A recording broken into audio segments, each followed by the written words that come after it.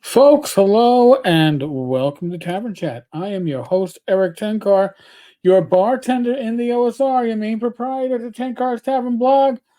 If you watch Professor DM, then you've probably already seen his video talking about what Hasbro is doing to increase their profits and why possibly selling less will still mean more profits, right? That's what they're looking for.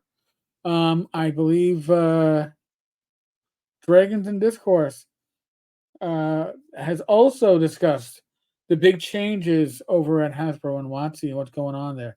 So I did a little digging, and last October, Hasbro announced its plan to grow profit 50% over the next 3 years.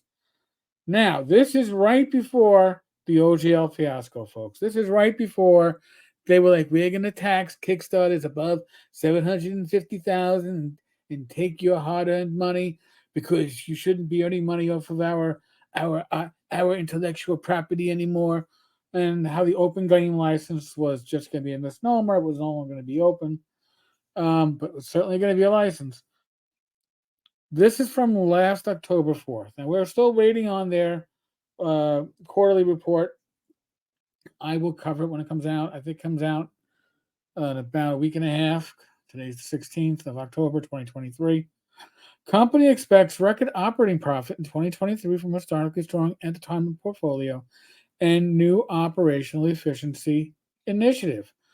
They let off, I believe, about 15% of their workforce. That was what they've been. Initially, it was 1,000 people. Then it was 15%. I'm not sure if that 1,000 was an additional 15% tacked on later. But this is what they believed. This is the plan from last year. Guided by a new blueprint with the consumer as its North Star, the company will focus investment on the most valuable franchises across toys, games, entertainment, and licensing.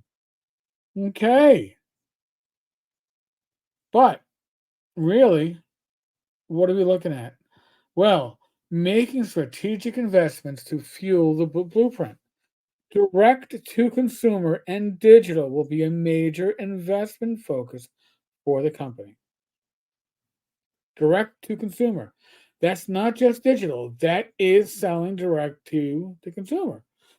D&D books went from 40, well, they went from $49 to $59, but now you can't order them directly from Wizards of the Coast slash Hasbro anymore without also bundling it with the digital version for $69.99, $70.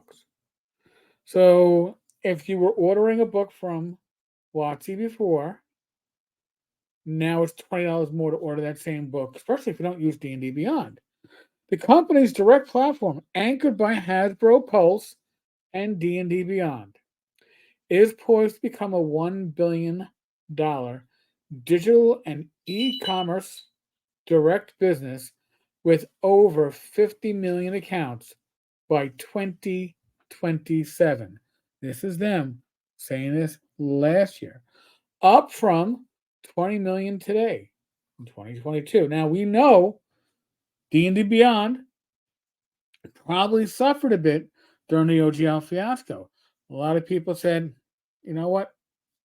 F you.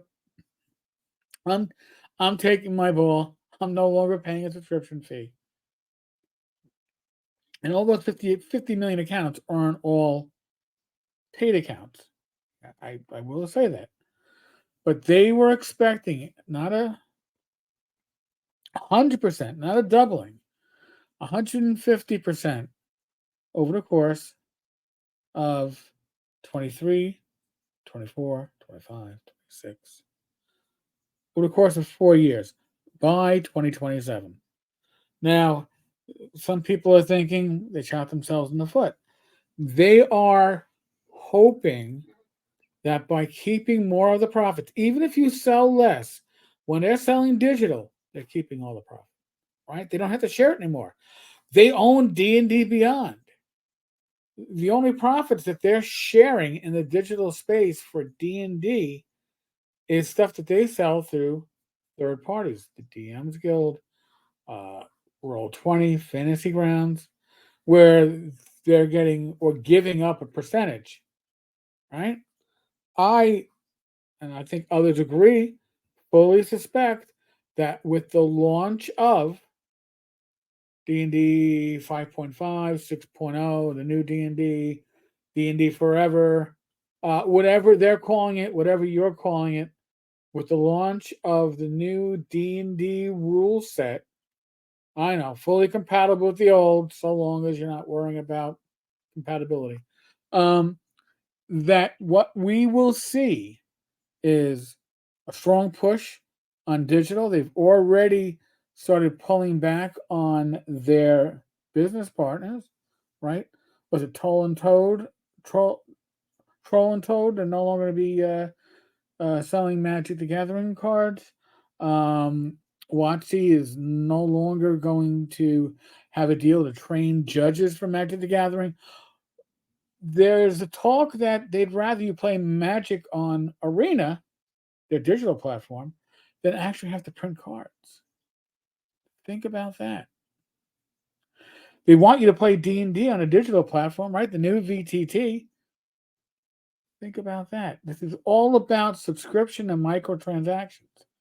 That is where their money is going to be coming from. If that's going to be $1 billion digital and e-commerce direct business means no wholesale, no middleman, no distributors, more profit for WotC, even if they are selling less as a count or they lose market share, they could still gain profit. They could still gain revenue because they're keeping more of it. That is what they were talking about last year at this very time. And we are seeing the signs that it's being implemented across the board. So I know my old school game was like, fuck that shit. I don't play 5e. 5e, though, does set the trends.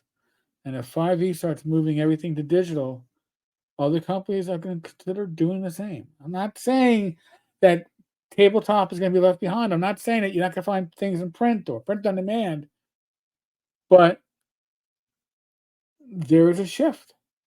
And other publishers are going to be watching closely what happens with WotC to see if they need to follow. Just saying. Just saying.